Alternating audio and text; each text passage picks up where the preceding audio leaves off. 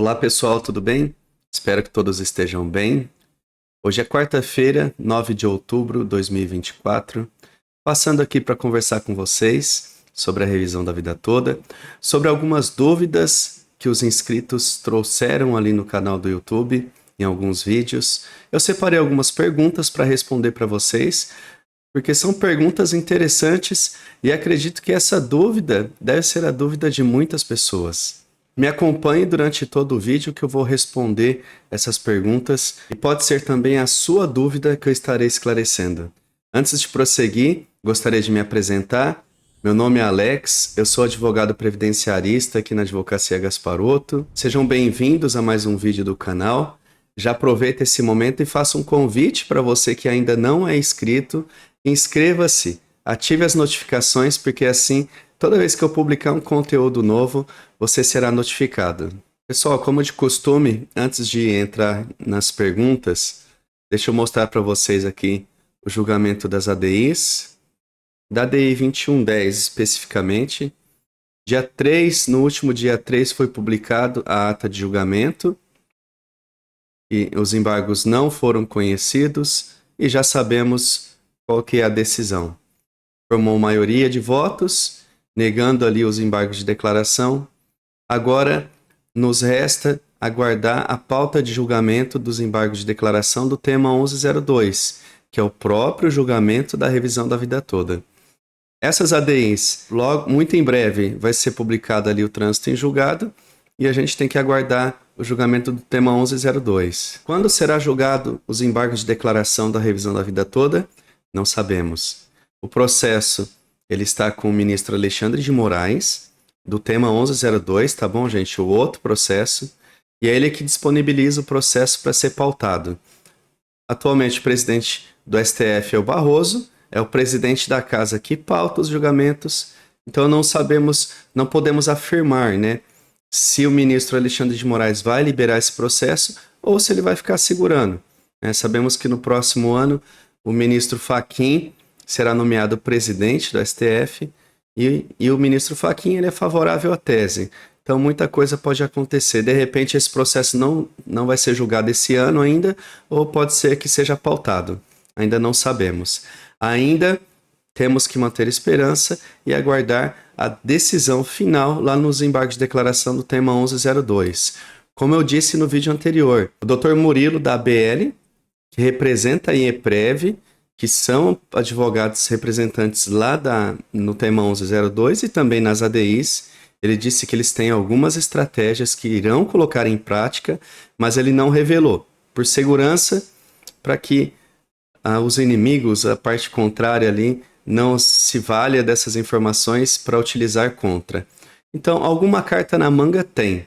Então, por isso que eu sempre digo para vocês, o cenário atual realmente não é bom, mas ainda a gente tem que aguardar a conclusão do julgamento do recurso extraordinário, que é o tema 1102. Ainda existe uma luz no fim do túnel, viu, gente? Pessoal, eu separei umas perguntas para responder, são umas dúvidas.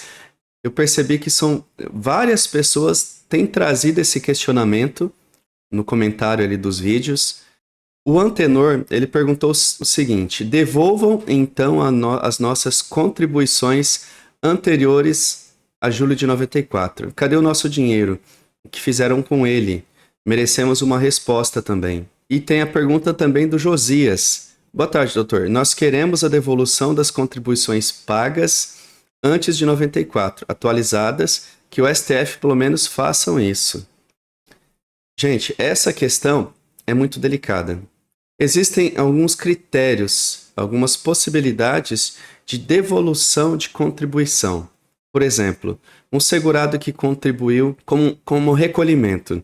Ele fez um recolhimento na categoria de contribuinte facultativo. O que é essa categoria? É uma categoria de segurado que não exerce atividade remunerada. São pessoas que não trabalham. Porém, nesse exemplo, a pessoa ela trabalhava. Quando ela vai se aposentar, o INSS não reconhece esses recolhimentos, ele não contabiliza ali na contagem da aposentadoria. Então, esse segurado tem a possibilidade de pedir a devolução desses valores, já que não foi utilizado pelo INSS. Agora, nessa questão de devolução dos valores das contribuições anteriores a julho de 94, isso não é possível, infelizmente. Por quê? Porque não existe uma previsão legal, não existe lei que determine a devolução desses valores. Quando não existe previsão legal, você não tem como entrar com uma ação, não tem como recorrer ao judiciário requerendo a devolução daqueles valores, porque não existe lei estipulada para isso. Então não tem como você acionar o judiciário, basicamente e unicamente por esse motivo. E mesmo se houvesse uma previsão legal, gente, acredito que isso seria impossível de acontecer. A questão poderia até chegar no STF, mas seria pior do que a revisão da vida toda. Porque se você pegar um segurado que contribuía ali desde 1980 e ele requerer as suas contribuições de 1980 até 94, esses valores devem ser corrigidos monetariamente, deve haver correção de juros. Então, uma ação nesse sentido, devolução dos valores para todos os aposentados, seria uma ação bilionária também. Então, essa é uma questão que vocês devem descartar, porque não existe essa possibilidade, justamente porque não existe previsão legal para entrar com essa ação. Outra pergunta da Andrea. Doutor, faz um vídeo para quem teve sentença favorável com certidão de trânsito em julgado há mais de 2 anos e não recebeu. Tem muitos segurados nessa situação. Obrigado. Nesse caso, muitos processos, grande parte dos processos estão suspensos, sobrestados, porque houve a determinação do ministro Alexandre de Moraes, determinando ali a suspensão dos processos a nível nacional. Porém, atualmente, hoje mesmo eu recebi 4 publicações de que o processo voltou a tramitar. O que seu advogado tem que fazer? Tem que analisar qual fase processual que está aquele processo, se ele está no início, se ele já está concluído para julgamento, se ele já foi julgado, está em instância no tribunal, na instância superior. O seu advogado ele tem que recorrer da decisão, ou se o processo ele foi levantado, né, foi cancelada a suspensão e voltou a tramitar, seu advogado tem que se manifestar no processo requerendo a suspensão, porque houve determinação do ministro Alexandre de Moraes e não houve decisão em contrário. Ele não se manifestou lá no processo da revisão da vida toda, ele que eu digo Alexandre de Moraes, determinando o levantamento desses processos. Levantamento é voltar a tramitar esses processos, não tem determinação. Então, se os processos estão voltando a tramitar, se estão sendo julgados, você tem que recorrer, o seu advogado tem que recorrer, seja para o tribunal, seja para o STF. Tem muitos processos meus que eu estou recorrendo para o STF, porque está sendo julgado, mas ainda está pendente de julgamento o recurso extraordinário, o tema 1102, não foi concluído. Foi concluído as ADIs, mas o recurso extraordinário não foi concluído. Então, com base nesses argumentos, o seu advogado ele deve se manifestar e requerendo a suspensão do processo, até que seja concluído ali o julgamento do tema 1102. Essa próxima pergunta é bastante interessante. Rogério.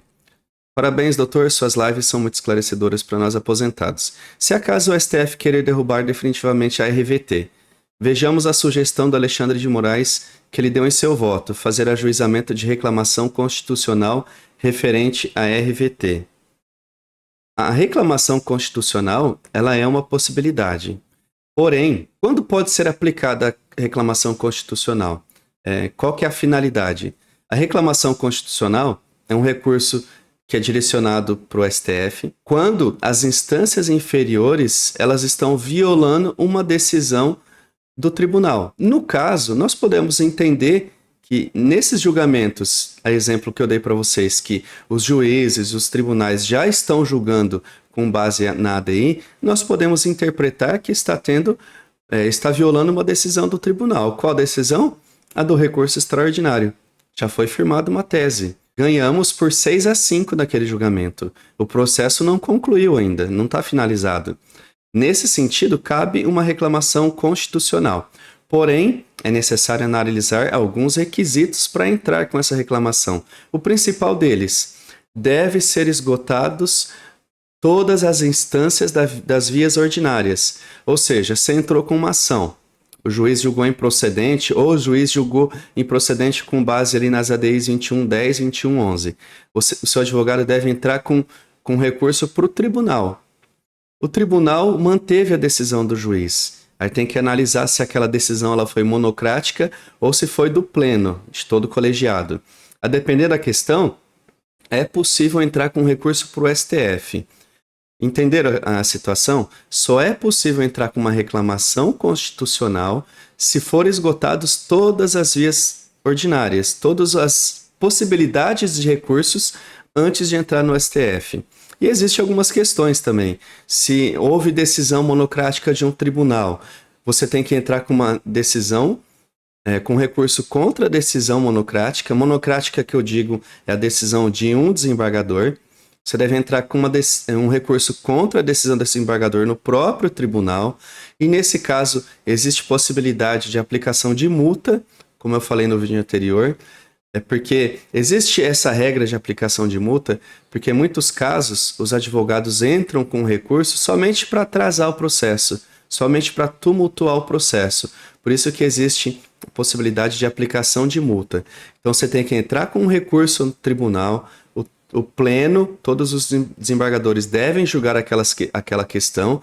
Se ela não for favorável, aí você tem que entrar com um recurso para o STF. Ainda assim, tem que analisar a possibilidade de qual recurso entrar para o STF. Então, a reclamação constitucional existe, é uma possibilidade, mas em último caso ela deve ser utilizada, porque primeiro você tem que esgotar todas as possibilidades de recurso nas instâncias ordinárias, nos tribunais e nos juizados. Entenderam? É uma possibilidade, mas acredito que dificilmente uma reclamação constitucional ela vai ser acolhida pelos ministros. E se for acolhida, quem que vai julgar? Os ministros que julgaram contra a RVT. Então é uma questão que dificilmente eles vão reconhecer, eles vão receber aquele recurso. É igual aos embargos da EPREV, na DI 2111. Eles não acolheram os embargos, os embargos não foram conhecidos porque eles alegaram que a EPREV não tinha legitimidade. Então, os ministros, quando entendem que um recurso ele não pode ser analisado, ele não vai ser nem conhecido. Talvez na situação da reclamação constitucional. Pessoal, recebi muitas e muitas perguntas. Eu separei várias aqui, mas como de costume eu não gosto de gravar vídeos muito longos, porque eu sei que vocês não vão ficar vendo vídeo de 20 minutos, meia hora. Então eu tenho o hábito de gravar vídeos mais curtos para que vocês possam ver todos o conteúdo completo e assim entender o que está sendo discutido no vídeo. Então, por hora, são essas perguntas que eu trouxe. Eu convido você a utilizar o comentário, deixa a sua dúvida, a sua pergunta, o que você ainda não entendeu, o que você está com dúvida sobre a revisão da vida toda, que eu vou separar esses comentários e responder a sua pergunta aqui no vídeo do canal, tá bom? Agradeço muito a tua presença e até um próximo vídeo.